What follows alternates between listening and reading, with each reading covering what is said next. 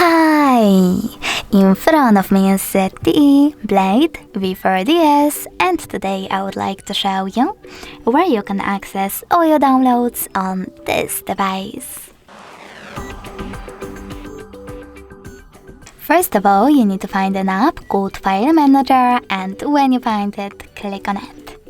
Then click on Category at the bottom and choose Phone.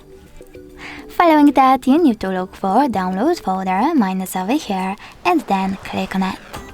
Now you can find some of your downloaded files over here, or just tap on one of those folders, in my case Send Anywhere, and access all of them as well.